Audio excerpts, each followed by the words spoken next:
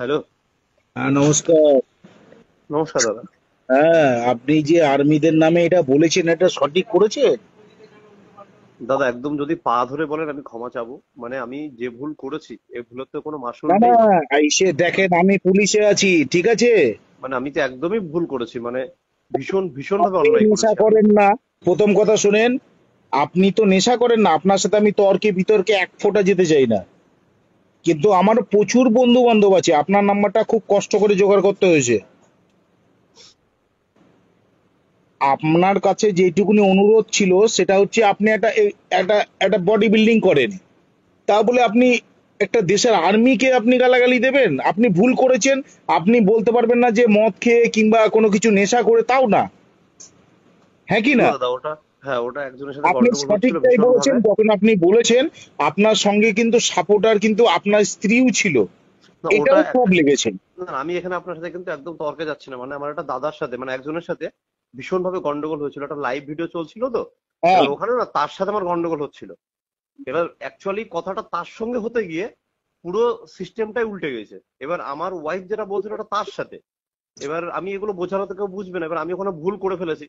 মানে কি বলবো দাদা, আমি কান ধরে যদি বলেন, মানে পুরো ভুল করেছি আমি। এখন আমি আন্দোলনের ব্যাপারটা না, আপনার বাড়ি দেখেন, আমার বাড়ি কৃষ্ণনগরে। মানে একদম আমার কাছে আর কি। আর সবাই দেখেছো রিসেন্ট একটা ভিডিও আমার ভীষণ পরিমাণে ভাইরাল হয়েছে। তো লাস্ট 2 থেকে 3 দিন আগে আমি একটা লাইভ ভিডিও করেছিলাম, যে ভিডিওটাতে বিভিন্ন কথার পরিপ্রেক্ষিতে আমরা যুক্তি তর্কে কথাবার্তা আলোচনা করছিলাম।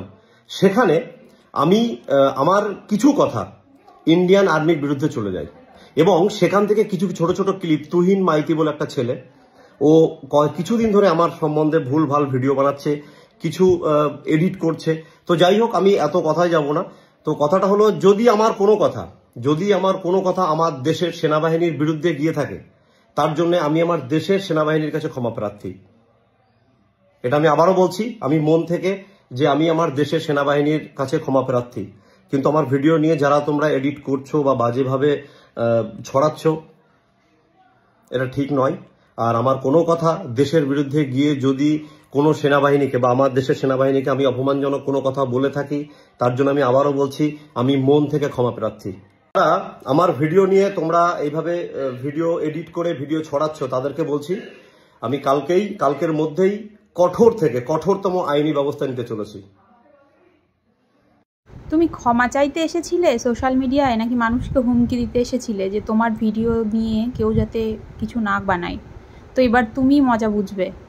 তোমার মতো দেশদ্রোহীর উপযুক্ত শাস্তি কামনা করি।